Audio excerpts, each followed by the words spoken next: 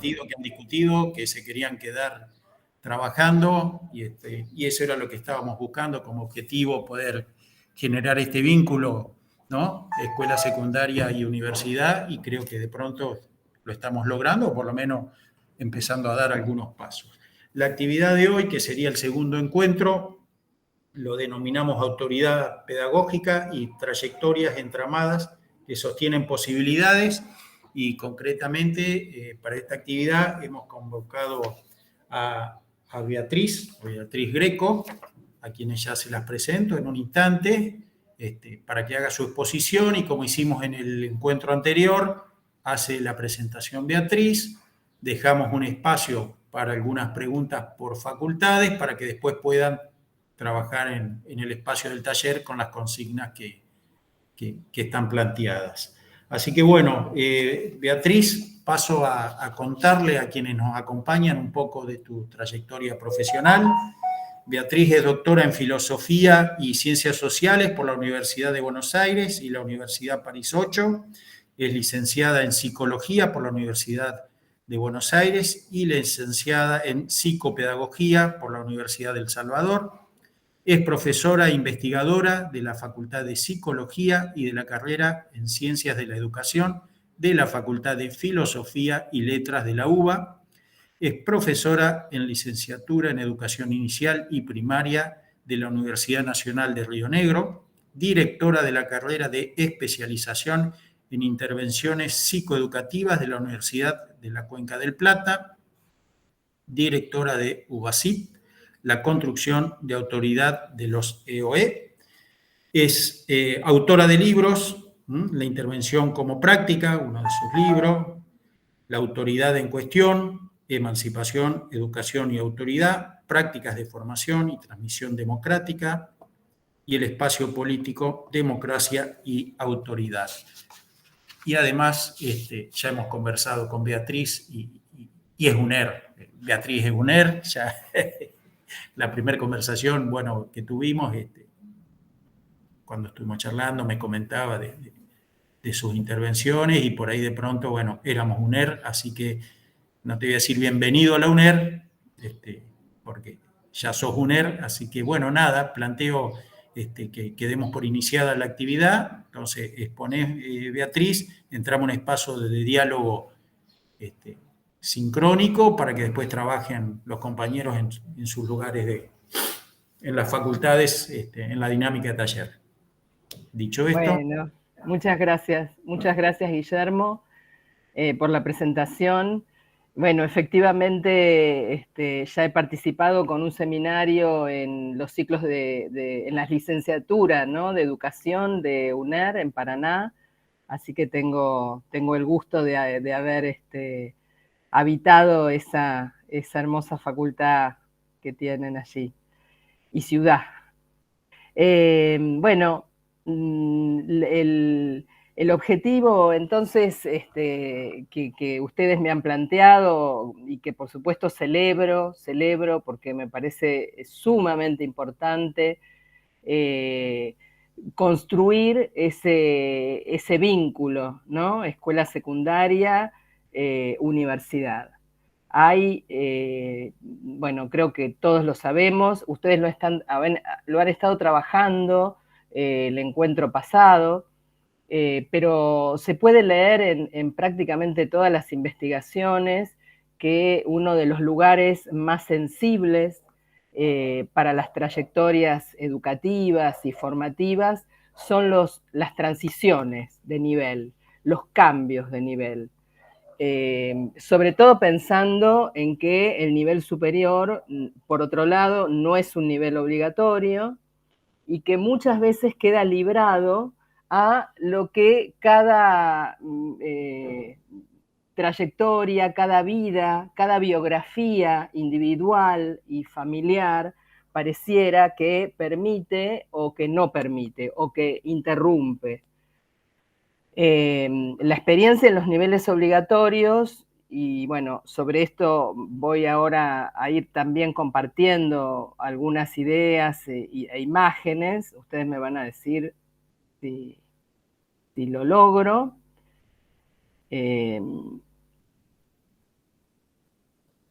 A ver si se ve un power para ayudarme a ir desgranando algunas ideas. No sé si lo ven ahí. Sí, se ve. Bueno, buenísimo. Decía entonces que la experiencia en los niveles obligatorios, en general, justamente tiene que ver con la necesidad de pensar cómo se acompaña, cómo se construye una función tutorial cuando existen cambios de nivel, ¿sí? De nivel inicial al primario, del primario al secundario. Y como les decía recién, hay un fuerte desafío y a mi entender es una cuestión pendiente, la necesidad de pensar también algo de un acompañamiento, una forma específica, por supuesto, de acompañamiento entre el nivel secundario, la finalización con todas las acreditaciones, digamos, del nivel secundario y el pasaje a la universidad para aquellos que lo elijan, ¿sí? Porque ustedes saben muy bien que uno de los grandes temas que tenemos, tal vez en nuestro país, pero no solo en nuestro país, es el desafío de pensar que la oportunidad de acceder al nivel universitario o al nivel superior, en el caso de la formación docente, no es un derecho, es un derecho. Es decir, no debería quedar librado exclusivamente a las posibilidades que da cada vida personal, cada vida singular o cada familia. Las experiencias que vemos en las universidades, en las llamadas universidades nuevas del conurbano, que han buscado, digamos, hacer presencia, ¿sí? En los lugares donde tal vez los chicos no acceden a la universidad porque la ven alejada en términos geográficos, pero la ven alejada a la universidad en términos culturales. Sus familias no tienen historias universitarias, no está en el proyecto familiar o individual, ¿sí? Verse en ese lugar. Yo ponía acá en esta primera diapositiva esta idea de chicos y chicas de escuela secundaria que no necesariamente son aquellos y aquellas que imaginamos que llegan a la universidad, porque tienen tal vez otros recorridos, son madres, son padres, son trabajadores, trabajadoras, tienen a lo mejor dificultades en términos de salud, algunos han presentado problemas con la ley.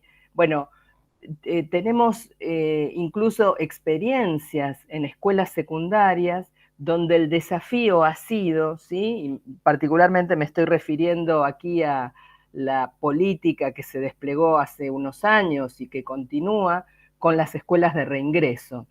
Aquellas escuelas que buscan, construyen y estructuran una escuela secundaria que dé respuesta a esas trayectorias particulares. Después vamos a escuchar algunos testimonios en un pequeño videíto que tengo de chicos que están finalizando esta escuela secundaria y que habían visto ya interrumpida su trayectoria. Y la proyección hacia la universidad se veía como un destino prácticamente inabordable. Nunca hubieran pensado, ni ellos ni sus familias, la posibilidad de llegar a un nivel superior. Sin embargo, una experiencia diferente en la escuela secundaria, con un sostenimiento, ¿no? y una función tutorial de la escuela toda, generó en ellos y en ellas la apertura al menos de esta posibilidad. Uno de los conceptos que yo les voy a proponer trabajar entonces va a ser, por supuesto, el concepto de trayectoria, pero también, y como una especificidad adentro de los análisis que venimos realizando, el concepto de autoridad pedagógica, de la autoridad como práctica. Porque lo que hemos encontrado en las investigaciones y en muchas de las iniciativas que se vienen desplegando, no solo en la investigación, ¿no es cierto?, sino en la implementación de recorridos y de trayectorias diferenciadas, es que las relaciones pedagógicas, específicamente esto que llamamos autoridad, aparece muchas veces como un elemento, ya sea que favorece y sostiene las trayectorias o que las ayuda o colabora en su interrupción. Y en un ratito me voy a referir a eso y vamos a ver cómo ambos conceptos, ¿sí? Autoridad y trayectoria se reúnen y se articulan para poder pensar qué les pasa a nuestros chicos y chicas tanto en un nivel como en otro y qué puede favorecer un pasaje de una a otra. Entonces les decía, a mi entender y por supuesto yo hablo no desde un lugar individual, sino desde un lugar colectivo, ¿sí? De producción, de investigación, también de intervención, ¿sí? He trabajado, bueno, muchos años en lo que podría denominarse como un asesoramiento y un acompañamiento pedagógico a la escuela secundaria, sobre todo. Aparece la necesidad de generar un giro en la manera en que tenemos de pensar las trayectorias, ¿sí?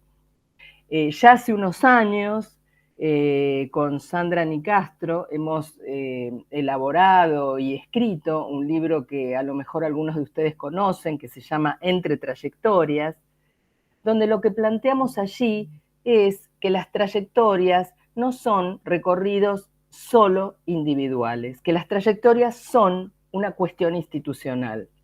Es decir, se producen porque hay una institución, ya sea escuela secundaria o universidad, la que está allí en un sentido de andamiaje. Cuando digo que es una cuestión institucional, es porque ninguna trayectoria tendría lugar si esa institución no está presente de algunas maneras específicas en los recorridos que hacen nuestros estudiantes por la escuela o por la universidad. Ahora vamos a pensar vamos a ver qué quiere decir estar presente, ¿sí? Por supuesto que la facultad, la universidad, la escuela están allí, ¿no es cierto? Su presencia es material, son los lugares y los espacios y los tiempos en los que desplegamos nuestro trabajo. Sin embargo, lo que advertimos es que cuanto mayor es la disposición y la creación de dispositivos específicos en torno a lo que llamamos este acompañamiento de las trayectorias, más es la posibilidad, mayor es la posibilidad de que esto que hace a lo singular de cada quien se articule con esta dimensión institucional. Cuando digo dimensión institucional, lo que estoy diciendo es un conjunto de recorridos que ya están establecidos en cada una de nuestras instituciones, ¿sí? Nosotros sabemos, nosotras, que las trayectorias se producen en un movimiento, en un pasaje por distintos años, por distintas materias, por evaluaciones, por espacios de la práctica, ¿sí? Por un régimen académico que construye y que sostiene la posibilidad de que la trayectoria tenga un formato que además está validado, ¿sí? Responde a un diseño que tiene que ver con la pregunta: ¿qué necesita un estudiante tanto para egresar de una escuela secundaria como para egresar de una carrera, no importa cuál sea ella? Todos estos componentes hacen a la institución, y es lo que habitualmente llamamos la dimensión organizacional, ¿sí? La institución se materializa en una organización de tiempos, de espacios, de tareas, de instancias, ingresos, evaluaciones, egresos, ¿sí? Fíjense que todo lo que voy diciendo hace a un recorrido que las instituciones organizan y que lo organizan en un sentido muchas veces homogéneo. Es decir, armamos una trayectoria que en términos de Terish y de otros autores es una trayectoria teórica. Por esta trayectoria pasamos para recibirnos o para concluir la escuela secundaria. Ahora bien, esa trayectoria teórica no siempre, ¿sí?, se despliega, ni incluso les diría, es deseable que esa trayectoria teórica pueda ser construida singularmente por cada quien, ¿sí? A veces pensamos, y esto yo creo que es un problema, que las trayectorias singulares son, bueno, aquello que cada cual puede, hace su trayectoria en un mayor tiempo o la hace con baches, ¿sí? Dejando la institución, dejando de vincularse con la institución. Es muy interesante cómo en algunas investigaciones aparece la idea de que, sobre todo en escuela secundaria, ¿no?, que las trayectorias, cuando los chicos abandonan, en algunos de los casos, no dicen dejé la escuela, dicen por ahora no estoy yendo. Hay como una relación débil, dicen algunos, una trayectoria planteada en términos de mucha mayor fragilidad, de cierto distanciamiento, pero no necesariamente en todos los casos, de un abandono definitivo. ¿Qué quiero decir con esto? Yo creo que nos hace falta escuchar las voces de nuestros estudiantes para comprender cómo son experimentadas singularmente esas trayectorias que están pensadas en forma institucional. Y que está muy bien que así lo sea, porque necesitamos parámetros para conocer, para saber, bueno, un licenciado en ciencias de la educación o en ciencias económicas, ¿qué necesita para construirse como un profesional en ese campo? Por supuesto, todos sabemos y componemos esa trayectoria. ¿O qué necesita un adolescente o una adolescente para egresar, para formarse en la escuela secundaria? Y muchos de nosotros componemos esa trayectoria. ¿Qué pasa? Uno de los aspectos que vemos que muchas veces de alguna manera invalida esta función tutorial, fíjense que yo digo función tutorial y no digo un tutor, ¿sí? O una tutora que se hace cargo de acompañar a aquellos que tienen más dificultades.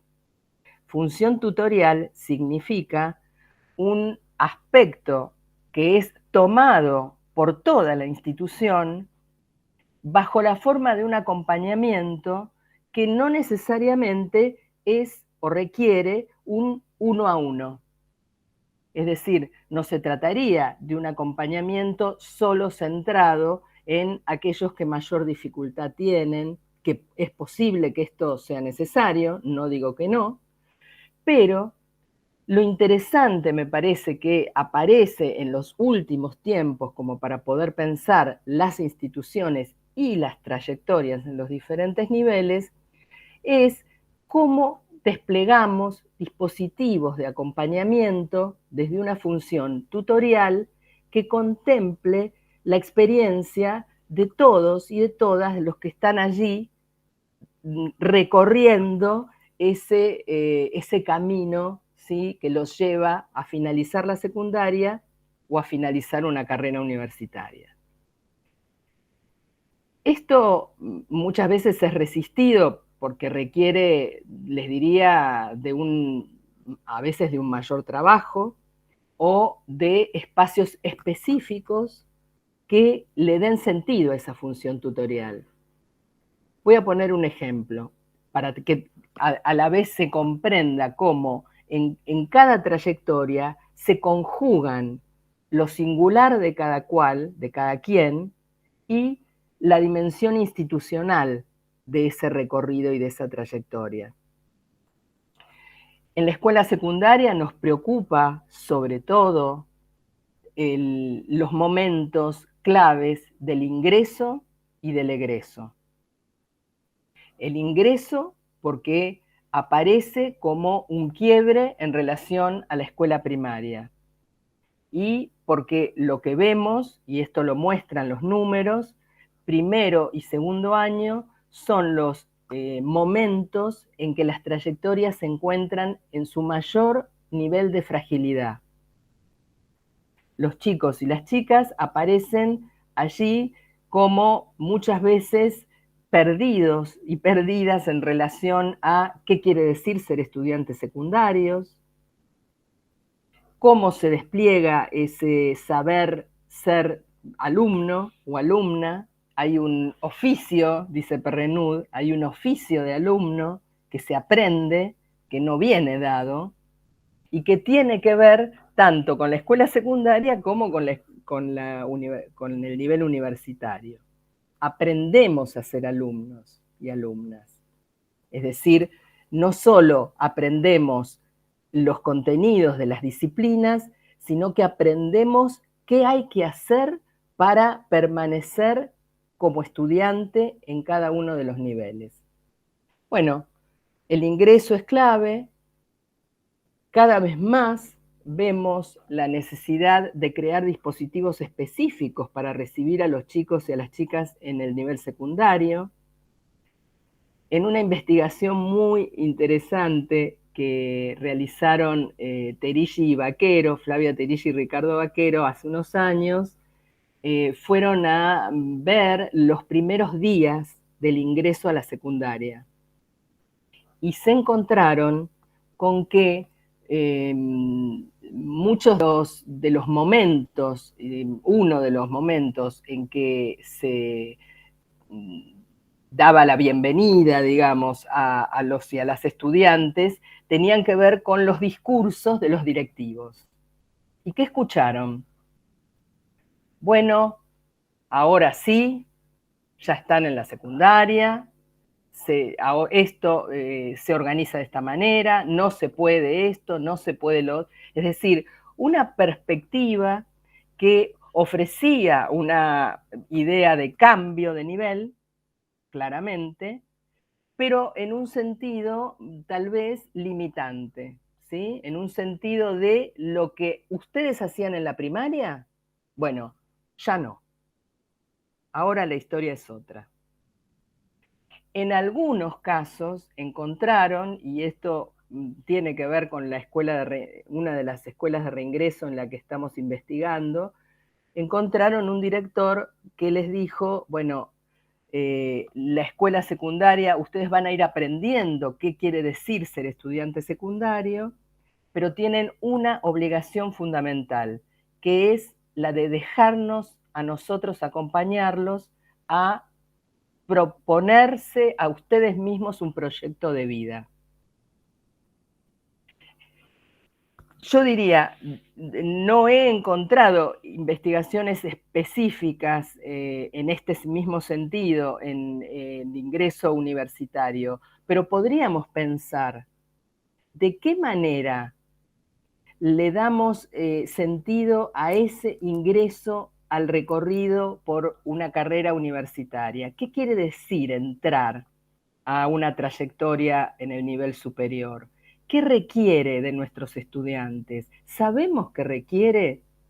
Además de los saberes fundamentales, ¿sí? Lectura, escritura académica, bueno, la capacidad, ¿no? de interactuar de una forma diferente probablemente a la escuela secundaria. Bueno, yo creo que damos por sentado, así como pasa en la escuela secundaria, que los chicos y las chicas llegan con el oficio de alumnos puesto.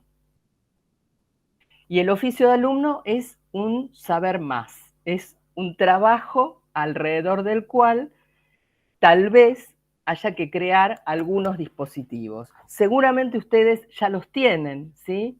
Solo estoy mencionando lo que, bueno, aparece como a veces no tan evidente, ¿sí? ¿Qué quiere decir? Y además es muy situado, porque probablemente en cada una de las facultades en donde ustedes se encuentran es distinta la manera de ingresar a la universidad. ¿O es distinta la manera de salir de la escuela secundaria? ¿Cómo se proyectan estos chicos y estas chicas? ¿Por qué? ¿Cómo imaginan su futuro? Bueno, algo de esto ustedes deben haber trabajado.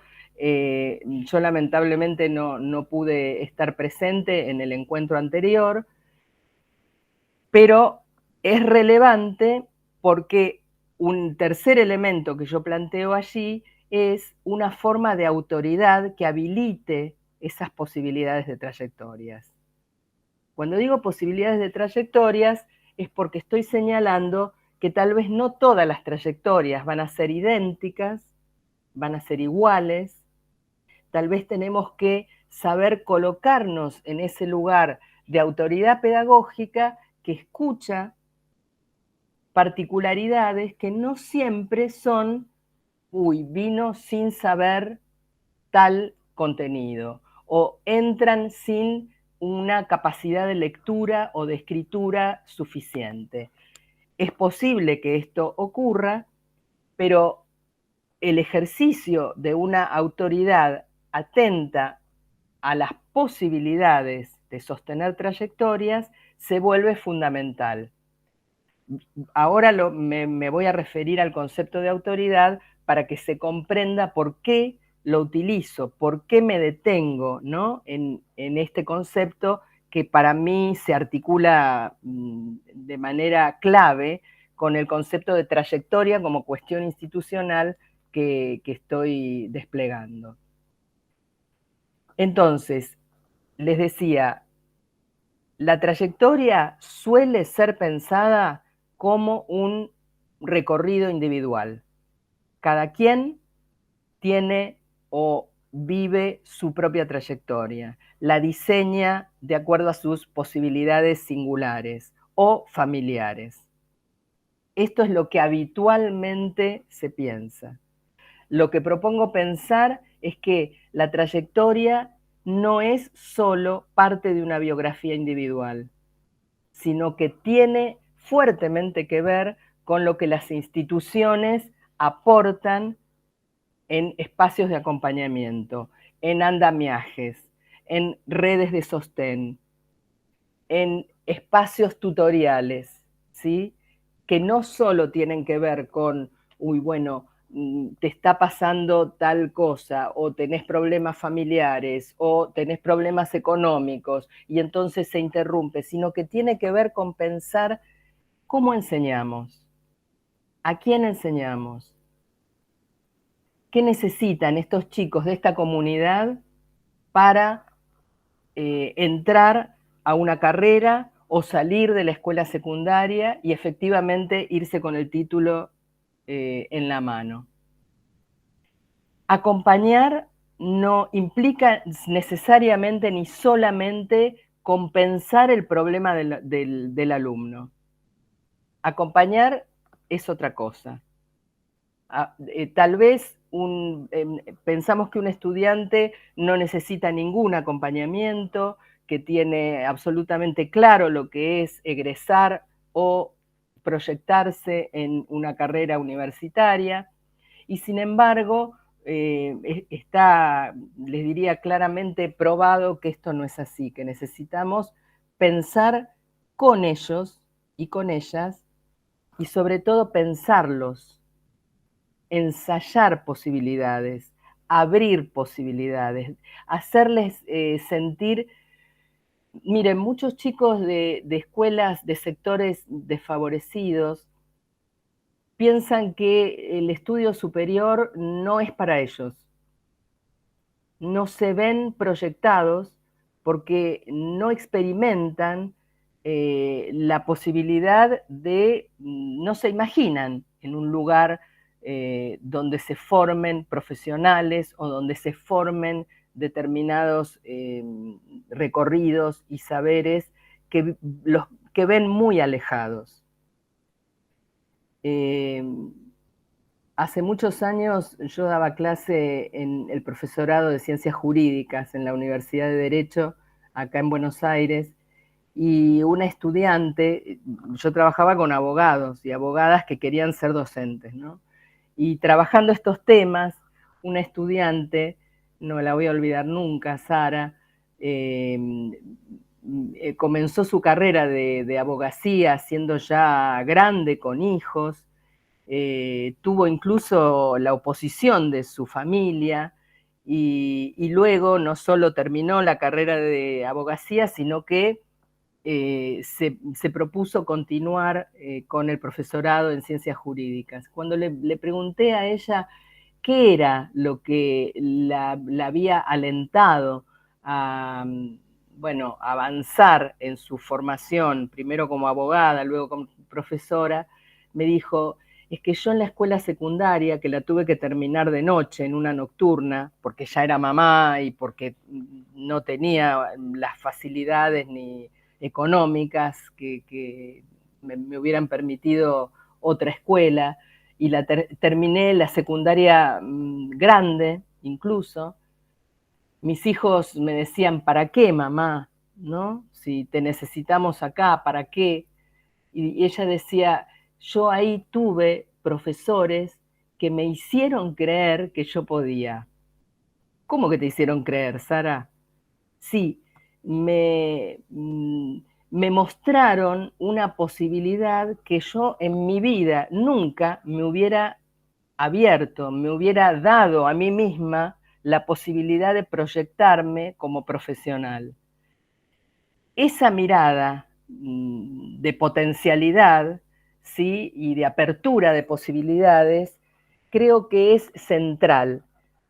Claramente en quienes trabajan en escuelas secundarias, en sectores desfavorecidos, donde los derechos, bueno, están vulnerados, saben que uno de los elementos que juegan en contra de las trayectorias es una muy baja autoestima o una mirada poco alentadora acerca de sí mismos. Entonces, por eso yo les diría es que a mí me interesó esto que, no sé si están viendo, un hacer escuela, que podría también, por supuesto, implicar el hacer institución universitaria, ¿no? Hacer escuela en el sentido de hacer institución y el ejercicio de autoridad. ¿por qué hay allí una clave que me parece que no podemos perder de vista?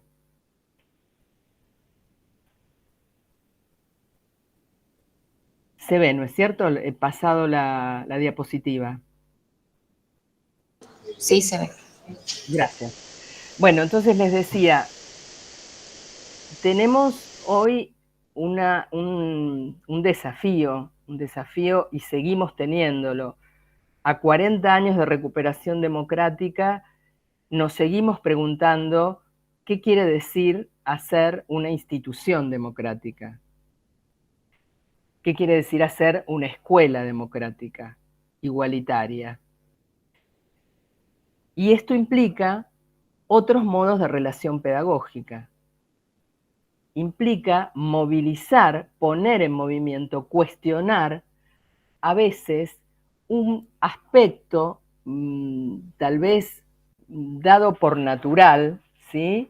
Que es el de autoridad.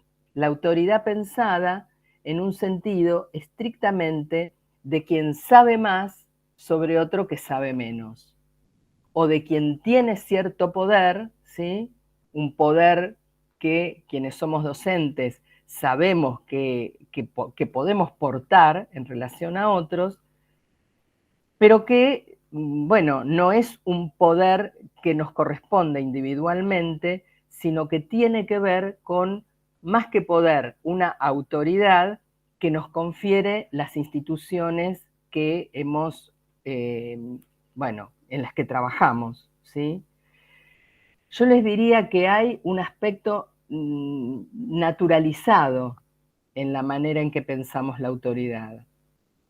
Si ustedes hacen el ejercicio de preguntar acerca de este concepto, se van a encontrar en general con ciertas resistencias o con perspectivas de autoridad es mandar para que otro te obedezca. Esto es lo que dicen en general los diccionarios o las enciclopedias, la autoridad como lo que viene de arriba, la jerarquía, el dominio, la influencia sobre otro que está por debajo. A mí me pasó algo muy particular hace unos años. Yo estaba trabajando temas de convivencia en la escuela secundaria justamente en los últimos años, cuando recién había salido en la ciudad de Buenos Aires la ley 223 de la construcción de la convivencia en las escuelas secundarias, y lo que la ley proponía en aquel momento era dejar de lado las amonestaciones y promover consejos de convivencia. Es decir, espacios en donde pudiera habilitarse una circulación de la palabra con docentes, con estudiantes, con padres y madres, por supuesto con directivos. Y que un consejo de convivencia no fuera solo pensado como un lugar en donde sancionar transgresiones de los estudiantes, y mucho menos penalizar, ¿no? Después, muchos años después, sale la Ley Nacional de Convivencia, la 26.892, que establece que claramente la sanción es necesaria, pero siempre que tenga un fin educativo, que no tenga o que no implique una lógica penalizante. Bueno, en aquel momento recién empezábamos en Ciudad de Buenos Aires a pensar desde el paradigma de la convivencia, no de la disciplina necesariamente, sino de la convivencia, y había que aprender a darle voz y palabra a los chicos y a las chicas. ¿Y qué pasó? En ese primer consejo, cuando los chicos empezaron a hablar, muchos adultos empezaron a sentirse muy incómodos y preguntaron, ¿cómo puede ser que tengan voz? Si ellos, los alumnos y alumnas, tienen voz, ¿dónde queda nuestra autoridad? A mí esa propuesta, ¿no? O ese pensamiento dicho tan claramente en una experiencia novedosa que estábamos ahí abriendo, me impactó muchísimo. Me pareció, eh, me pareció un equívoco, me resonó claramente a más que autoridad, autoritarismo, y me remitió, bueno, a mi propia escuela secundaria, ¿no? Que hice en dictadura, en donde las marcas del autoritarismo eran, bueno, claras. Es así que a partir de ese momento me dispuse a trabajar el concepto de autoridad. Y allí me encontré con muchas sorpresas, ¿sí? Con algunas sorpresas que el término autoridad o el concepto de autoridad no hacen evidente. Que la primera reacción cuando uno propone pensar sobre esta temática implica casi siempre esta idea de jerarquía y de colocar la propia sabiduría, digamos, o el propio poder sobre el otro. Les voy a proponer una imagen y les voy a proponer también, si quieren escribir o decir, ¿qué ven?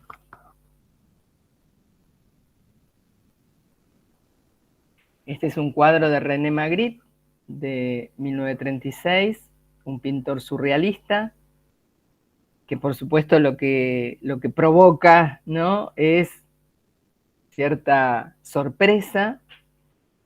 El pintor ve el futuro, dice Daniela. Hay algo, ¿no? De una proyección hacia un futuro, potencia, acto.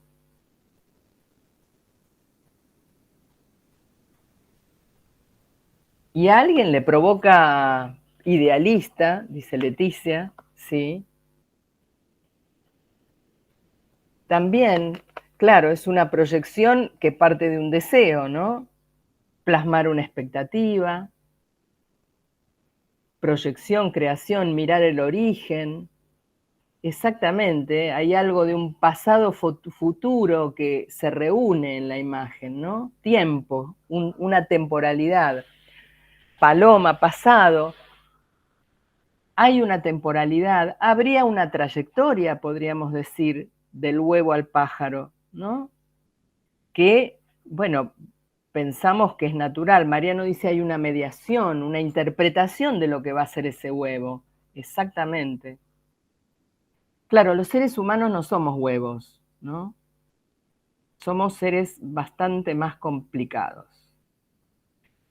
Y uso este cuadro como una metáfora, en realidad, para poder pensar la interpretación de alguien, sí, pero para poder pensar qué implica que, por un lado, esa mirada implica esto que ustedes están diciendo, un deseo de libertad, un deseo de pasaje, de ir más allá de lo que alguien es y de transformar exactamente.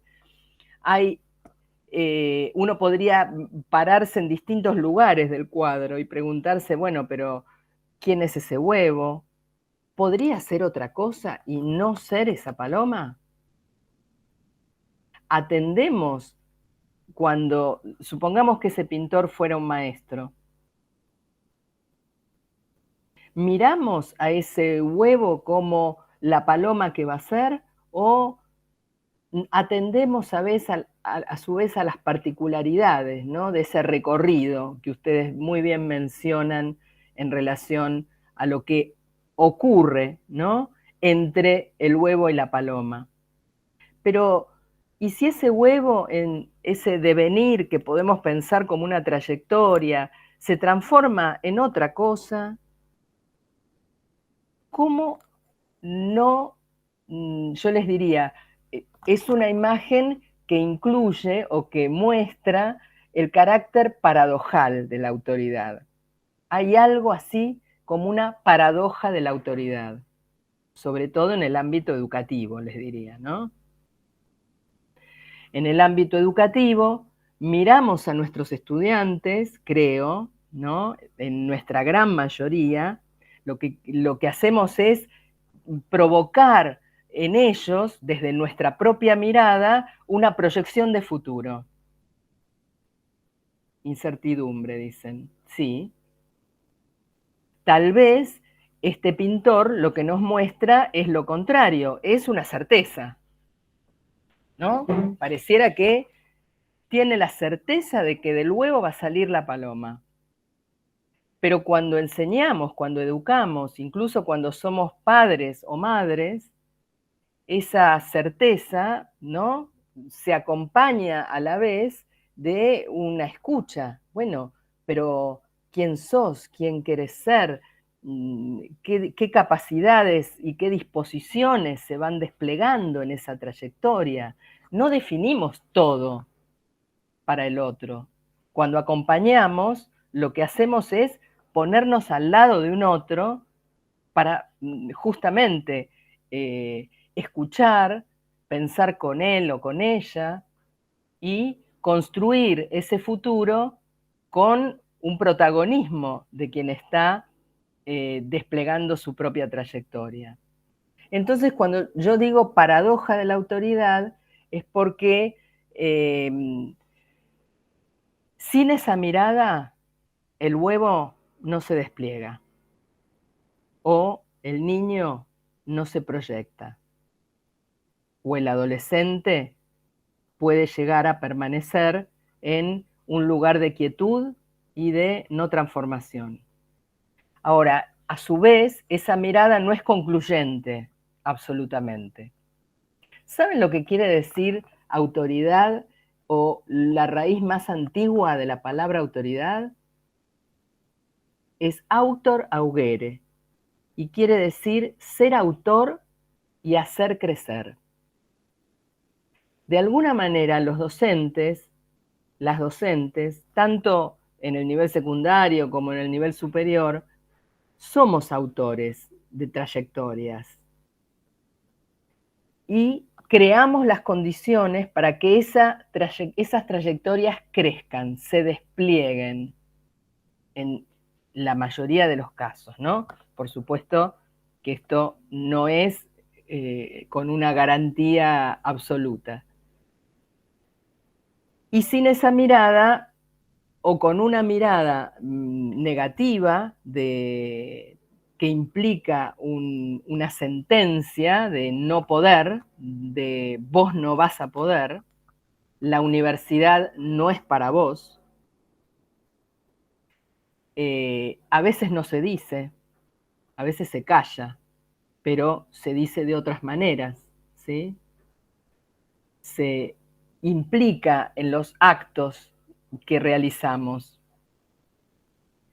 Entonces, en el concepto de autoridad a mí me interesó ir a buscar, sobre todo en la filosofía, aquellos autores como Hannah Arendt, Alexandre Koyev, que son filósofos que trabajaron la cuestión de la autoridad, del autoritarismo, y que señalaron muy específicamente a la autoridad como una relación, no como un alguien, un individuo que dice yo soy la autoridad y acá se acabó, no hay más nada que decir.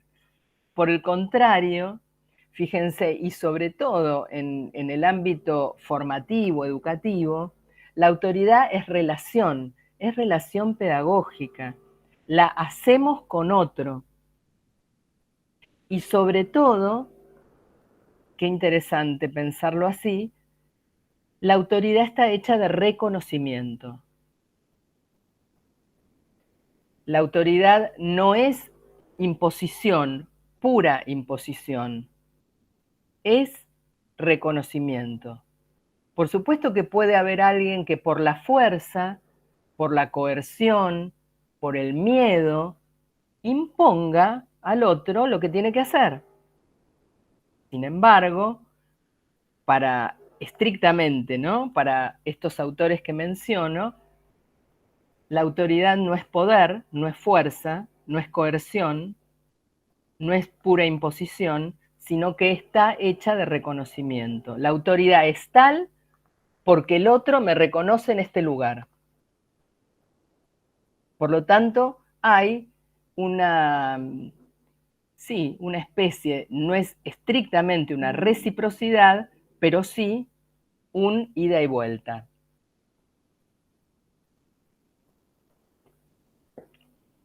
¿Ven esta imagen de Escher, que es otro pintor?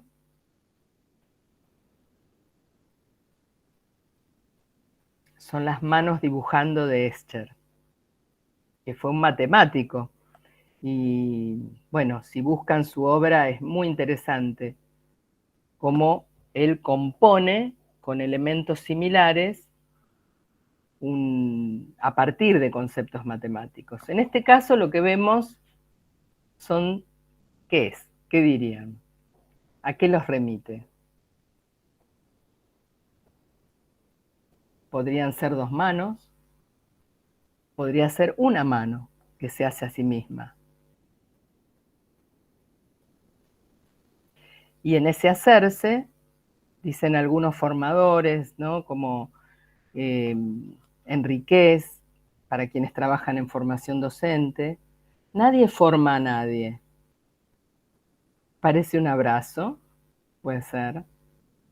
En realidad nadie forma a nadie estrictamente, no hacemos a ese alumno, no lo hacemos totalmente.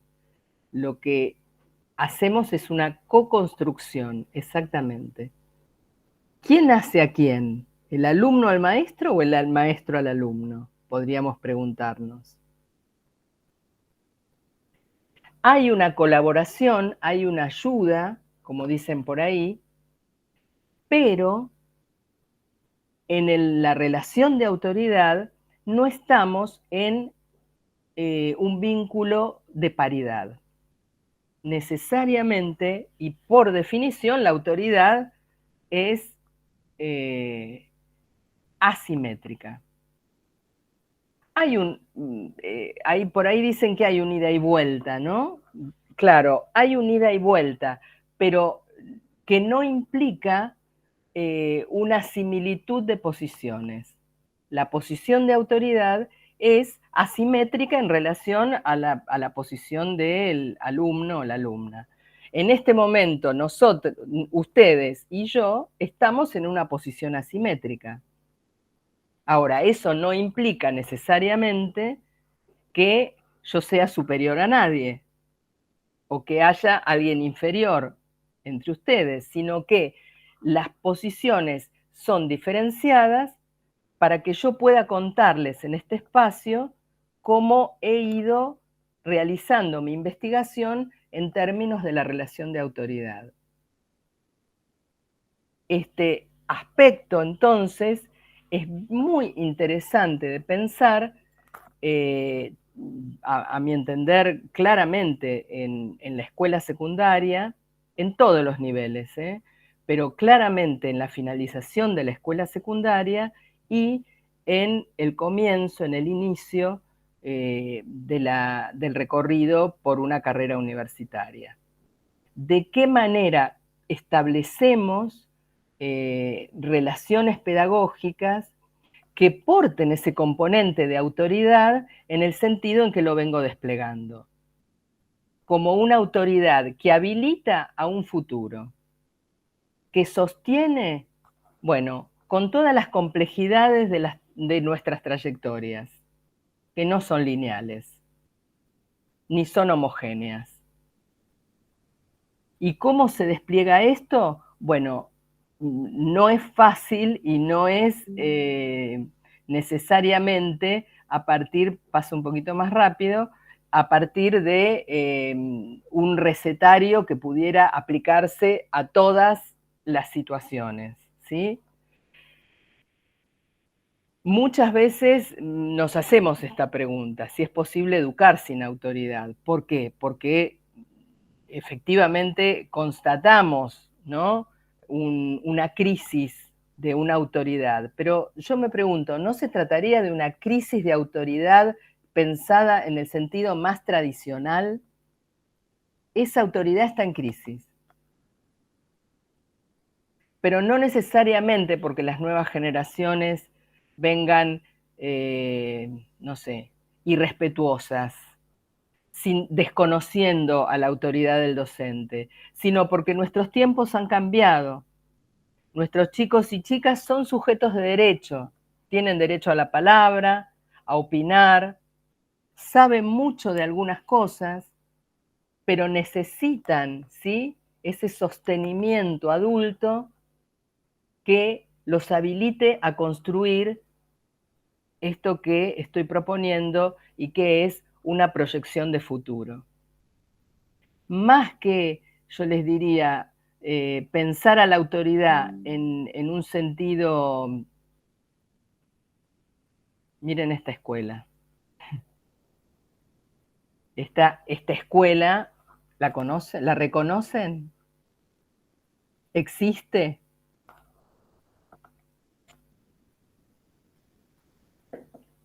¿La añoramos? ¿O celebramos que haya cambiado? No sé. Esta es una escuela de mediados del siglo XX, en la que podríamos claramente reconocer, estas son las chicas del Normal 1 de la ciudad de Buenos Aires, también mediados del siglo XX, en donde podemos reconocer las marcas de una época histórica, ¿sí? El normalismo, la forma de disponer, ¿no?, allí, las mentes, los cuerpos, una manera educativa, formativa, que parte del disciplinamiento. Es un rasgo de época, ¿sí? Ahora bien, fíjense, hay algo interesante para poder pensar en términos de nuestra actualidad, de nuestro ser contemporáneos y contemporáneas. Este tiempo histórico tenía que formar un ciudadano argentino, tenía que formar una identidad. Y una de las maneras en que se encontró, ¿sí?, armar ese proyecto de Estado-Nación, bueno, una de las formas fue esta, una escuela que homogeneice, que dé una identidad única y que proponga una inclusión social a partir de ese molde de homogeneización. Una inclusión social que se fue dando en distintos espacios, ¿sí? Pero la escuela no miró las diferencias. Hoy nos preocupamos por las diferencias. Esta escuela no dio lugar a las culturas de las inmigraciones de las que prácticamente todos venimos. La escuela tenía que generar un lenguaje común y una identidad común como es la ciudadanía argentina. En ese momento, hijos de inmigrantes llegaban a la escuela con sus propias culturas, improntas familiares. Claro, no era una escuela para todos y todas. La escuela secundaria de aquel momento era para pocos, ¿no? Pero las chicas se formaron allí y salían de las escuelas normales con una manera de pensar qué quiere decir educar y formar. Yo no soy historiadora y lejos está de mí hacer un revisionismo histórico. Lo que sí puedo pensar es que, bueno, ¿no?, como el relato, no sé si lo conocen, de Rosa del Río, que es muy, muy elocuente, muy interesante, compilado en un libro de Beatriz Arlo que se llama La máquina cultural. Y lo que cuenta Rosa es que ella, hija de padres analfabetos, un español y una italiana, la escuela le abre el mundo, le abre una perspectiva cultural inimaginada en su contexto de crianza. Y ella quiere ir a la escuela normal para hacerse docente. Quiere ser directora, dice. Y llega a hacerlo. Y cuando llega, ¿qué hace? Lo primero que hace es formar a sus estudiantes en el patio, buscar al peluquero del barrio y cortarles a todos el pelo al ras. Porque esa era la manera higiénica que Rosa concebía para vivir en la escuela. ¿Nos la imaginamos hoy a Rosa? Estaría en problemas, ¿no? Yo creo que estaría un poco complicada. Ni hablar si hubiera habido en ese momento grupos de WhatsApp de padres y madres. Pobre Rosa. Bueno, pero Rosa, ¿por qué ella estaba asentada, asegurada en una autoridad que pareciera, ¿no?, le permitía realizar ese acto? ¿Fue autoritaria Rosa? ¿Se excedió en su ejercicio de autoridad? Bueno, probablemente para la época no. Y no sé si podemos, con nuestra mirada actual, creo que no, mirarla y juzgar a Rosa desde este tiempo contemporáneo. En este tiempo tendríamos Rosa tendría muchos problemas con las familias, con los medios de comunicación, con los propios chicos. Alguno hasta intentaría cortarle el pelo a ella. Digo, ¿es que la autoridad se devaluó o es que nuestros chicos reclaman otros modos de ejercicio de la autoridad?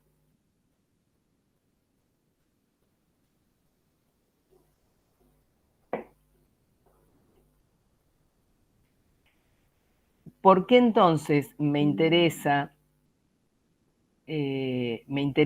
señalar esta inscripción en un proyecto político del lugar de autoridad? ¿Sí?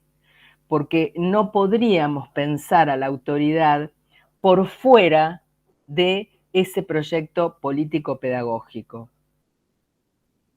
No podríamos pensar a la autoridad exclusivamente asentada en la personalidad de cada quien o de cada cual, ¿sí? Ni en el nivel secundario ni en el nivel universitario. La autoridad no la tenemos, la ejercemos porque hay un proyecto político-pedagógico en los distintos niveles que nos sostiene en ese lugar, pero a la vez la construimos cotidianamente.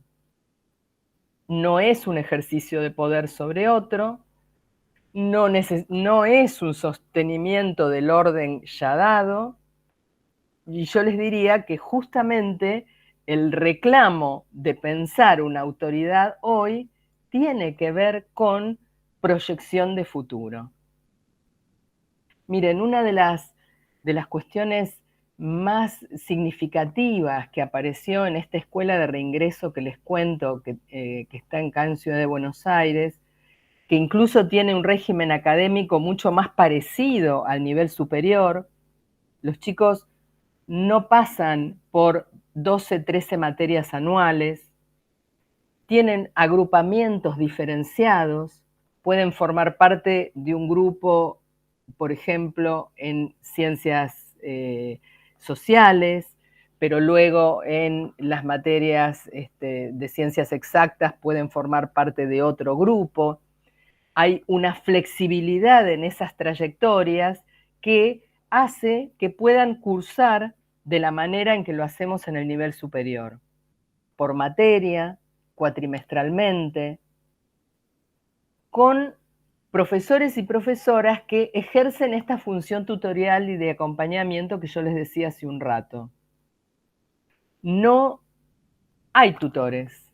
Una vez les pregunté, ¿pero cómo? ¿Ustedes no tienen tutores por curso? Y me contestaron, no, no hace falta. Somos todos tutores. La escuela tiene una función tutorial, de un acompañamiento sostenido. En esta escuela encontramos chicos que nos dijeron Es por esta escuela que yo me permito proyectarme y voy a ir a la universidad. Si hubiera sido por el barrio en el que nací, por la familia, por el trabajo, por las dificultades que tuve a lo largo de mi vida para sostener la trayectoria en la escuela secundaria, porque estas escuelas lo que hacen es rearmar la trayectoria de chicos que dejaron por más de un año la escuela secundaria. Yo no sé si tengo tiempo para pasar un videíto muy cortito. Sí, dale, Beatriz. Son las 10:15.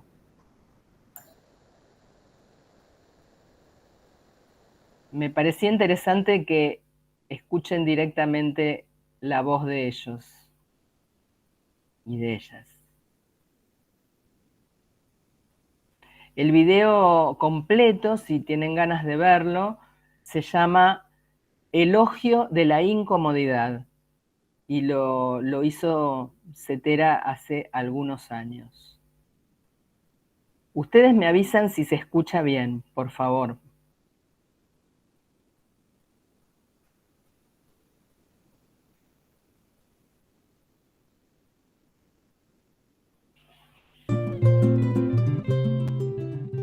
Tiene casi todo lo que las otras escuelas le falta. No tiene tanta exigencia, se cursa por materia, los profesores son agradables, eh, no existe un orden monárquico, porque realmente es eso lo que se marca en otras escuelas, donde tienen más exigencia. Acá todos son iguales. El director, que debería ser la figura de autoridad, es el más copado. Entonces eso es lo que le falta, creo que le falta a las otras escuelas, apuntando a un lugar más agradable para los chicos. Si no, no le da ganas a los chicos de ir. Por lo tanto, no van a poder terminar el secundario. Y esta escuela lo que le brinda es todo eso y más. En la otra escuela sos un número más. Termina siendo parte de un listado. Sos la letra L, número 500, y ya está. Si venís bueno y si no, ya está. Pusieron a un profesor que, por ejemplo, ahora pusieron al profesor de teatro para que acompañe y no sea tan pesado, porque en lengua teníamos más horas que todas las otras materias. Entonces no se te hace tan pesado porque 2 horas por ahí hacemos teatro. Entonces te gusta, es mejor.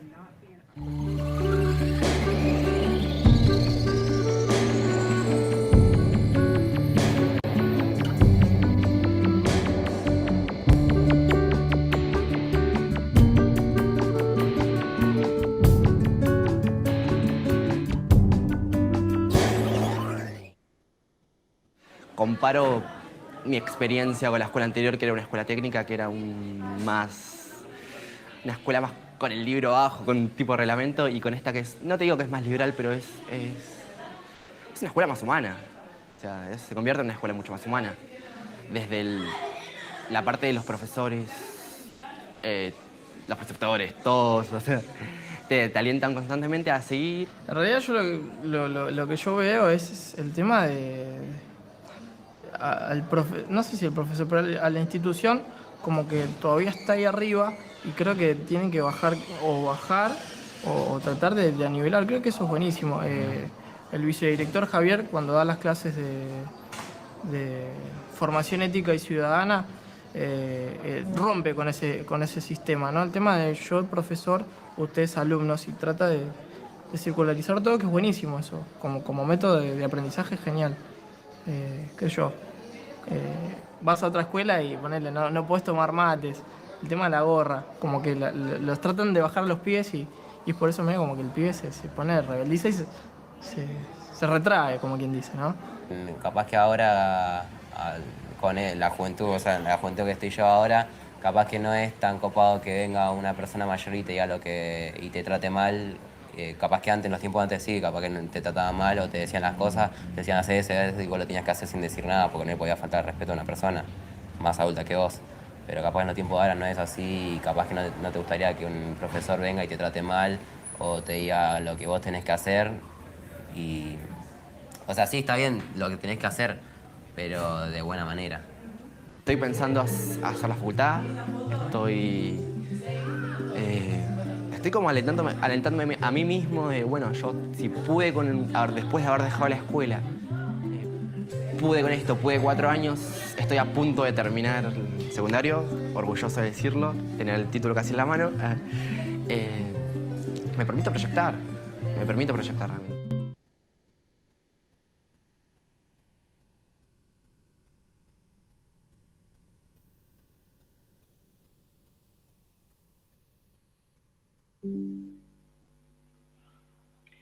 Bueno, quisiera contarles primero que cuando ellos dicen no tiene tanta exigencia y lo hemos trabajado con ellos, no se refieren a la cuestión académica, no se refieren a la enseñanza y a los aprendizajes. En todo lo contrario, ellos reclaman cuando están ahí y han transitado hasta finalizar la escuela de reingreso, reclaman algo que sienten que les ha sido robado y es la posibilidad de realmente aprender, de encontrar un lugar social valorizado. Cuando ellos se refieren a no tanta exigencia, yo les diría que es una exigencia subjetiva. Es la exigencia de verse colocados muchas veces en un lugar desvalorizado o retados como niños, como me ha pasado de ver en algunas escuelas que trabajan con adultos, ¿sí? Donde uno dice, bueno, pero este hombre viene de trabajar todo el día y se encuentra de pronto en una posición que no le corresponde, ¿no? Y bueno, la escuela lo expulsa, lo deja fuera de esa manera. Entonces, hay algo allí, les diría, que cuando trabajamos la cuestión de la autoridad, ellos la ligan muy fuertemente a esta posibilidad de haber rearmado una trayectoria que ya estaba rota, que ya se había quedado interrumpida, y que a su vez les da la potencialidad para poder continuar pensando en una trayectoria universitaria. Ese último chico que habló estaba muy, pero muy lejos de imaginar la posibilidad de una carrera universitaria. Y no se crean que, y ya lo deben saber, quienes trabajan en secundaria, que el trabajo es sencillo.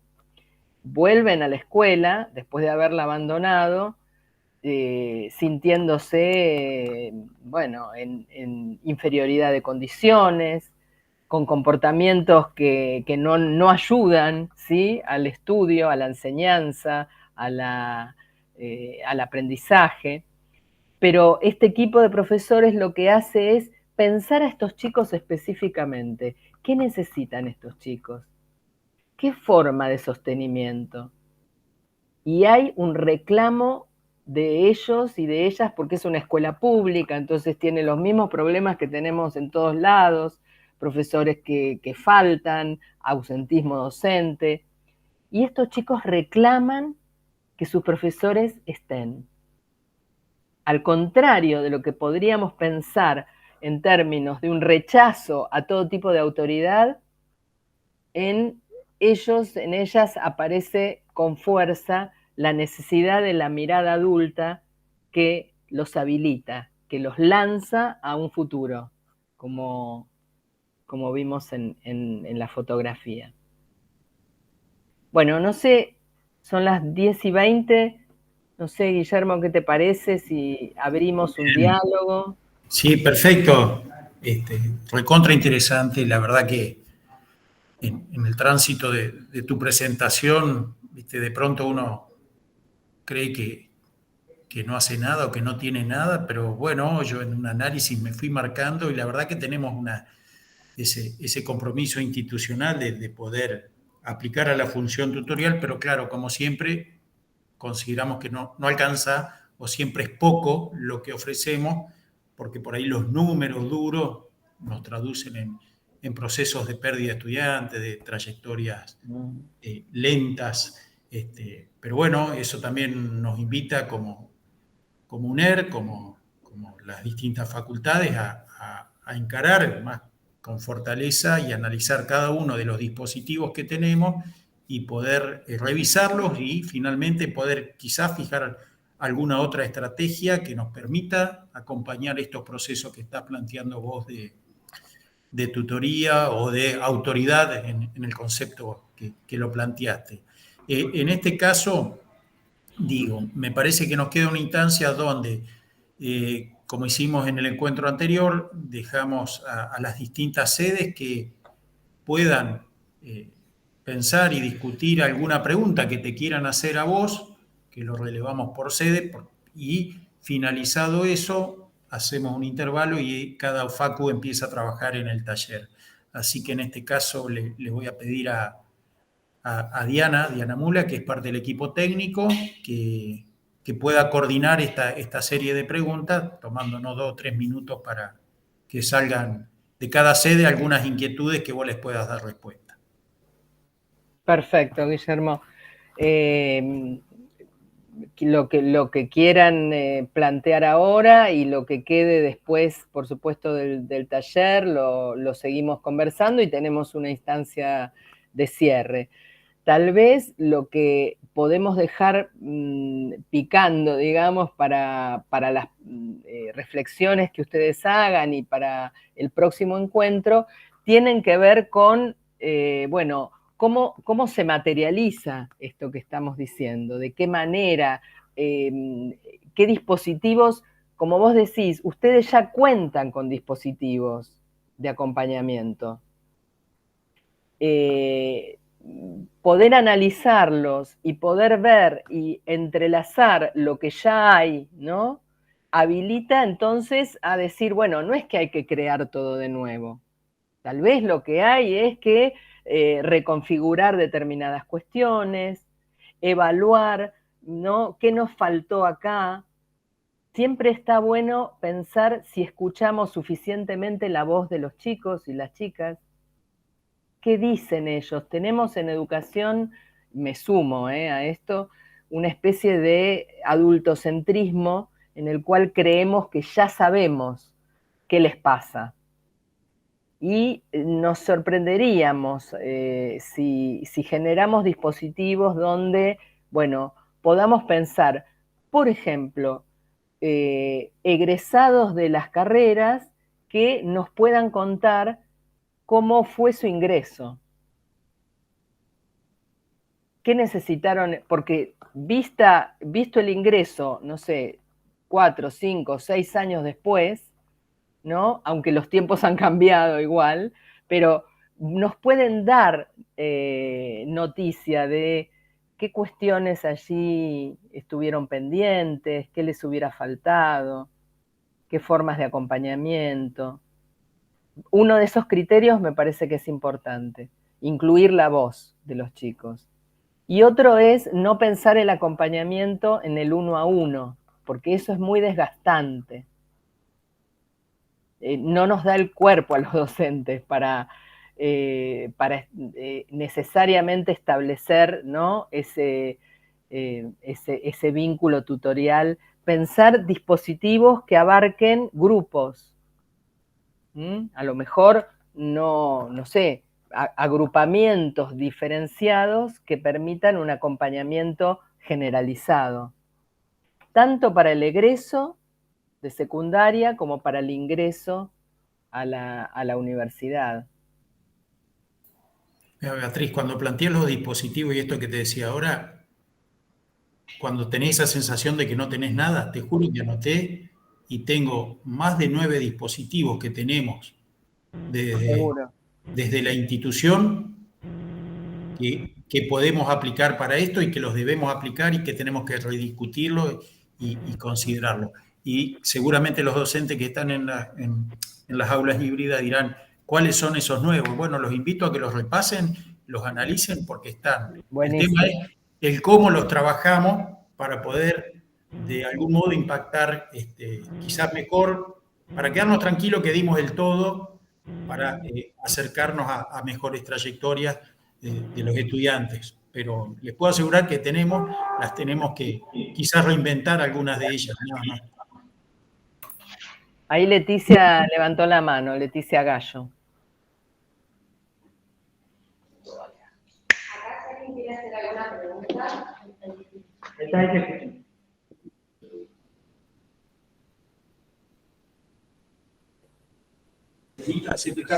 Leticia, si estás escuchando o el grupo de la facultad si quiere hacer su participación, no estamos escuchando nosotros. No se escucha. Se escucha lejos. Si no, si quieren, hasta tanto resuelvan, no se escucha, sigue sin escucharse. Sí, yo tampoco te estoy escuchando, Leticia. Si quieren compartirla por el chat. Por el chat. Hasta tanto, si no seguimos con nuestra facultad, hasta tanto se resuelva el inconveniente. Teníamos la mano levantada de la Facultad de Ciencias de la Administración. A ver si ellos se escuchan. Hola, ¿me escuchan? Sí, ahí se escucha. Bueno, buenos días, perdón. Quería, más que una pregunta, hacer un aporte de lo que se venía hablando sobre lo institucional, porque es un caso que nos compete. Yo provengo de una escuela del pueblo muy pequeña, la única escuela secundaria de la población, por lo tanto tiene un sentido de inclusión mucho más grande que en una gran ciudad donde hay distintas oportunidades, ¿no? O posibilidades. En el caso que se nos dio, y es un acompañamiento desde lo institucional que lo quiero compartir porque me pareció muy positivo y que lo vi ahora en el video, en cierto momento tuvimos alumnos que, digamos, abandonaron la escuela porque no les iba bien, por una cosa o por otra, bueno, la cuestión que habían repetido y después abandonaron. Entonces, en un acuerdo desde lo institucional con la familia, un acuerdo que se hizo entre partes, se les propuso a esos dos alumnos cursar las materias no aprobadas exclusivamente.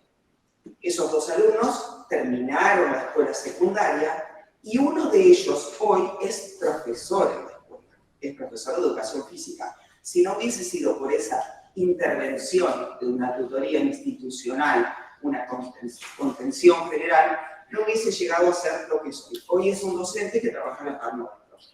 Y otro de los casos que me viene a la mente, digamos, porque justamente tuve la posibilidad este fin de semana de hablar con la familia, es de otra estudiante que ante una situación familiar vivía en el campo, viajaba todos los días a la escuela, pero en un momento la madre tiene un accidente doméstico, se quema.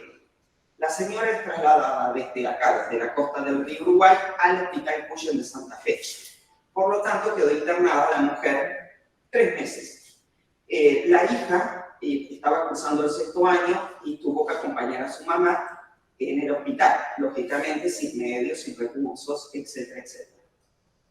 A esa chica también se le armó un plan de trabajo para que lleguen a ella todo el material de todas las materias y pueda ir regularizando a distancia su cursada. Terminó de estudiar, empezó enfermería, vocación despertada, y la pandemia le hizo abandonar de alguna manera. Pero hoy trabaja en Pharmacity y es auxiliar de farmacia. También, ahí nos da la pauta del acompañamiento que se puede hacer de distintas maneras, ¿no? Era eso nada más, un aporte. Muchas veces van las estrategias y en justamente el dar la mano para dar el salto. Buenísimo, muchísimas gracias, porque creo que a través de ejemplos concretos podemos entender qué implica una trayectoria que puede tener un traspié, que se puede entrecruzar con una trayectoria de vida que complejiza la trayectoria formativa y que no necesariamente eso interrumpe la trayectoria formativa. Pero ahí tiene que haber un andamiaje, una institución capacitada para sostener, ¿no? En ese sentido me parece que están muy, muy buenos los ejemplos. Hola. Pero vamos ahora a ver la Facultad de Alimentos, si están en condiciones. Hola, ¿me escucha? Ahí se escucha. Buen día, profesora. ¿Qué tal? Un gusto. Igualmente.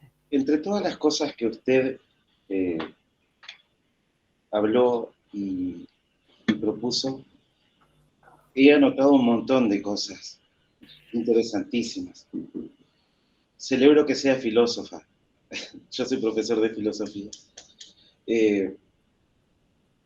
La moralidad, la ética, ¿qué lugar ocupa en todo esto que está proponiendo? Porque los jóvenes ahora del siglo XXI ya se dan cuenta, no son los mismos jóvenes de antes. Entonces, en esto que usted hablaba de la relación de poder, de la autoridad en las escuelas, de esta habilitación que existe tanto de docentes como de autoridades, esta habilitación que pasa muchas veces inhabilitar, acomodar, sin tener en cuenta la idoneidad, donde solamente se basan en los puntajes y en las competencias. A lo que me refiero a esto, ¿no? Tal vez lo conocen, lo que Natura no da, Salamanca no presta. Creo que hoy por hoy corre por ahí el tema. Los chicos están exigiendo, piden cuestiones que tal vez son cuestiones humanas, que rozan tal vez la ética y la moralidad. Entonces, se nos es difícil presentarlo de esta manera. No sé si me logro explicar. ¿Cómo hacemos cuando, y sí, metelo, acomodémosle la hora? No sabemos si sabe, pero esto es común, ¿sí?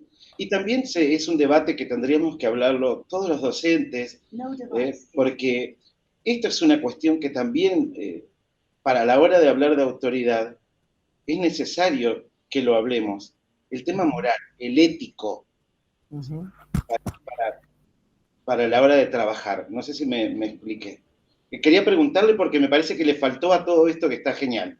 Entiendo, sí, tal vez es porque la perspectiva que estoy proponiendo es eminentemente ética. Es decir, yo entiendo a lo ético como la apertura al otro, la apertura a lo que no sabemos que puede el otro y a hacerme responsable en mi lugar de profesora de, bueno, cómo tengo que hacer para poder acompañar y que en ese acompañamiento no se resigne, ¿no?, una verdadera formación. Por supuesto que hacer como sí, ¿no?, y que pasen y que sin haber aprendido, bueno, eso es una falta de ética. Eso atenta contra la formación en la escuela y en la profesión universitaria. Ahora, transformar los dispositivos que tenemos ya establecidos también forma parte de nuestra responsabilidad y nuestra ética. O, como decía recién Guillermo, listemos lo que ya hacemos, pero pensemos si esto hoy está configurado de la manera adecuada para la situación que estamos viviendo hoy. Los dispositivos no son eternos. Se construyen en un momento, dan respuesta, pero si se fijan y se quedan enquistados, probablemente funcionen en automático y no den respuesta. Para mí, lo no ético es no dar respuesta. Y dar respuesta incluye una formación realmente, bueno, cualificada, ¿no?, que tenga el sustento que tiene que tener para formar a un otro, si no, lamentablemente es una estafa, ¿no? Y bueno, me parece que lo que estoy planteando es que la posición de autoridad es una posición política y ética. Política en el sentido amplio de la palabra, ¿no? Nosotros formamos estudiantes de secundaria y profesionales en las diferentes disciplinas en que ustedes forman, y a la vez, en el mismo momento en que formamos en esos saberes específicos, estamos, bueno, ofreciendo posibilidades de subjetivación de proyección al futuro, de apertura, ¿sí? Eso me parece central, digamos, y que no hay que perder de vista. Toda la perspectiva educativa más tecnicista, les diría, bueno, corre el riesgo de quedar varada en una formación instrumental, ¿no? Solo instrumental, no humana. Como dice el joven del video, una escuela más humana. Beatriz, si te parece, podemos seguir con una de las preguntas que compartieron en el chat y después volvemos a darle la palabra a la Facultad de Alimentos. La Facultad de Ingeniería pregunta cómo podemos pasar de tener autoridades a tener líderes en las escuelas secundarias. Sí, yo no sé si se refieren a líderes por parte en los adultos o en los chicos, ¿sí? Yo tengo un tema con el concepto de liderazgo. No lo rechazo, me parece que es un concepto adecuado, pero que tiene más que ver con el ámbito empresarial, que tiene que ver con una perspectiva que se utiliza y que se forma en el ámbito empresarial. Yo no resigno el concepto de autoridad y sé que suena mal. Una alumna de un profesorado acá en Buenos Aires me decía, profe, a mí me encanta lo que usted escribe, pero ¿por qué no le cambia el nombre? ¿Por qué no le pone otra palabra que no sea autoridad? Bueno, a mí me parece que es importante sostener el concepto y, en todo caso, hacerlo sonar de otra manera, porque creo que eso también construye democráticamente. Autoridad y democracia no se contraponen, todo lo contrario, porque la autoridad no es autoritarismo y no es una persona.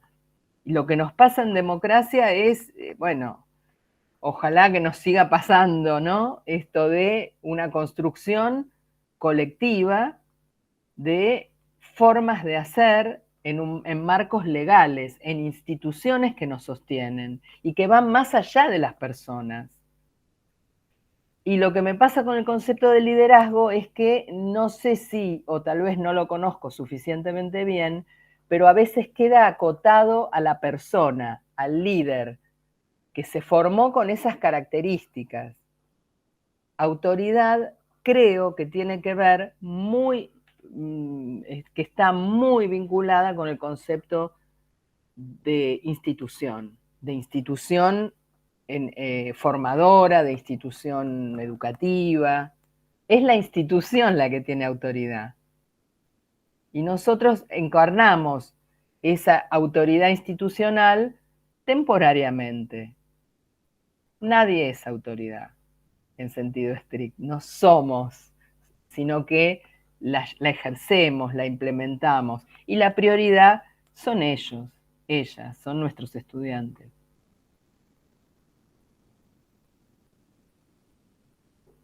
Bien, ahora sí, si les parece, desde la Facultad de Alimentos pueden empezar la pregunta.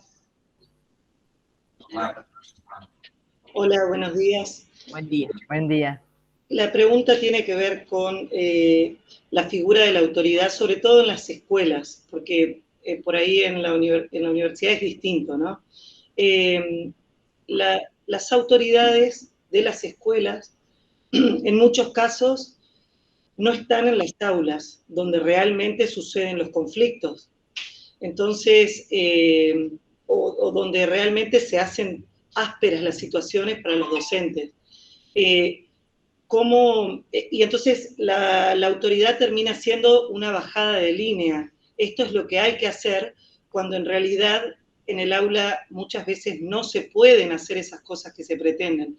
Después existen las reuniones institucionales que pretenden democratizar las pautas de esta convivencia y en realidad los que terminamos perdiendo horas de trabajo, de conocimiento, para tratar de recuperar a los alumnos que no pueden integrarse somos los docentes. Muchos dispositivos consisten en mandarle una nota a la casa, mandarle una nota a la asesora, entonces yo tengo 25 minutos mandando notitas, que me parece el recurso más absurdo para que el chico de repente traiga el libro que tenemos que leer, o la fotocopia, o el apunte, o lo que sea. Entonces, hay ahí un desfasaje que de verdad me interesaría saber cuál es la forma de abordarlo y de encontrarle la salida, porque así venimos arrastrando esos problemas, y me parece que ahí el que pierde la figura de autoridad importante es el docente, porque por atender a los terribles, a los vagos o a lo que sea, como querramos, a los que no están siendo atendidos, estamos dejando a los que sí quieren avanzar, a los que sí pueden. Entonces hay ahí algo que se está perdiendo. Y con respecto, usted habló de el reconocimiento, que la autoridad es un reconocimiento. Tengo serias dudas con respecto a eso, porque el reconocimiento no viene hecho a nivel político, el reconocimiento no viene hecho a nivel institucional. Los padres que son parte de la institución no nos reconocen a los docentes como autoridad. Entonces, el reconocimiento es un baluarte del conocimiento, de lo que conocemos. Si hoy el conocimiento para muchos chicos no es un valor, es un disvalor. Lo que me importa es el éxito, no el conocimiento, cuánto sé. En la escuela secundaria eso es muy latente, y eso tiene que ser, es obligatorio para ellos, ¿no? O sea, asistir a la escuela, en la universidad no pasa nada. Se consideran los alumnos que yo no sé nada, vienen si quieren, ¿no? La universidad en ese sentido pueden levantarse e irse si no les interesa. En la escuela secundaria eso no pueden hacerlo. Entonces, el reconocimiento ¿desde qué lado? Esas dos preguntas, ¿no? ¿Qué hacemos con los equipos, con las autoridades y con los chicos? Sí, cuando yo propongo la idea de autoridad como reconocimiento, lo hago desde un punto de vista teórico, conceptual, ¿sí? Es lo que dicen y lo que han trabajado los filósofos, sobre todo Arendt y Koyev, que trabajan esta temática. Luego, cómo esto se expresa en la cotidianeidad, bueno, eso tiene que ver, por supuesto, con ciertas condiciones históricas, como mencioné durante la charla, y tiene que ver con pensar de qué manera esa relación de reconocimiento, porque ya no es solamente, yo no planteo el reconocimiento no solo del alumno al docente, sino a la inversa. Es una relación de reconocimiento. Cuando el estudiante del video dice, en otra escuela yo era un número más, está diciendo que no era reconocido. Esto no significa, bueno, necesariamente, ¿no?, que se lo atienda de un modo individual. Uno puede reconocer a un otro, ¿no?, de múltiples maneras, escuchándolo, acercándose a saber qué le pasa, qué necesita, cómo se lo puede ayudar. Y el reconocimiento lo pongo en relación a la autoridad porque me parece una clave que hay que pensar. No, acá yo no puedo avanzar. En todo caso, lo que puedo hacer cuando trabajo en una escuela es investigar y acompañar al equipo docente a reconocer, bueno, qué quiere decir autoridad en esa escuela y cómo se hace para que haya un reconocimiento. Y luego, en relación a la primera pregunta, a mí me parece que la autoridad no se juega, no se puede construir individualmente.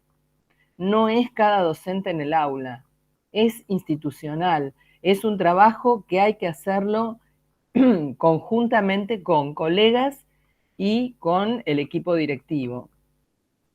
Miren, hay un sociólogo, François Dubet, que investiga la tarea docente, y él dice que el trabajo docente se sustenta en 3 pilares. Uno es el rol. El rol nos lo da un sistema. Nos dice, sos docente, sos tutor, sos directivo, y eso está plasmado en un papel, ¿no? En una resolución, en una designación. El rol lo podemos tener, pero puede no ser ejercido o quedar vacío de sentido. Luego, dice Dubet, está el oficio. Hay un oficio, un saber hacer docente, que no es individual, que lo construimos en la formación inicial o en la formación continua, lo construimos en el día a día con los colegas, en jornadas, en estos espacios. Y finalmente, dice Dubet, está la personalidad. Cada quien le pone su toque, ¿no? Su forma de expresar ese lugar docente. ¿Qué dice Dubet? Esto lo escribe en un texto que se llama El declive de las instituciones. Cuando la institución pierde fuerza, no sostiene, deja solos a los sujetos, tanto docentes como estudiantes, todo queda del lado de la personalidad. Todo queda asentado en ese cuerpo que se dispone a hacer esto, hacer lo otro, hacer un contrato a veces cada vez más individualizado en las situaciones. Y es por eso que muchas veces advertimos y sentimos ese malestar que implica hacer o tomar decisiones en soledad, o vernosla con problemas en soledad. Por eso, bueno, yo creo que hay que avanzar fuertemente en pensar en un trabajo más colectivo, en pensar, supongamos, en la finalización de la escuela secundaria, qué implica, pero pensarla en conjunto con los colegas con los que trabajamos, y crear dispositivos. Claramente enviar una nota no es un dispositivo. Acciones, puede ser una acción, y las acciones son necesarias. No estoy negando la necesidad de acciones, digamos, sueltas. Lo que yo estoy planteando es, un dispositivo es una conjunción, un armado de diferentes acciones que contribuyen a un mismo objetivo. Y para que un dispositivo se sostenga, tiene que tener muchas manos que lo sostengan, porque son complejos y requieren revisión. Entonces, si hay un problema en un grupo, lo podemos abordar cómo, de distintos lugares, cómo las materias pueden contribuir, repensando estrategias de enseñanza. Bueno, no sé, eso hay que verlo, es casi artesanal un dispositivo, y hay que verlo en cada situación.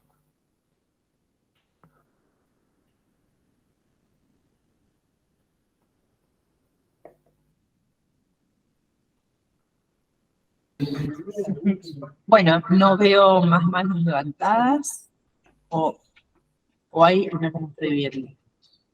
Sería que no, Beatriz.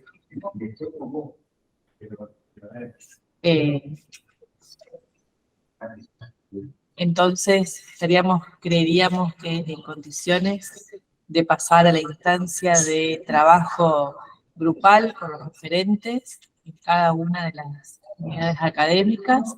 Si alguien tiene algún aporte más para hacer, ya estamos en hora del break, del corte. La verdad que, Beatriz, ha sido un placer, un gusto escucharte. Bueno, muchísimas gracias. Mucho para repensar y para reformularnos, y seguramente nos estaremos encontrando en el encuentro de cierre.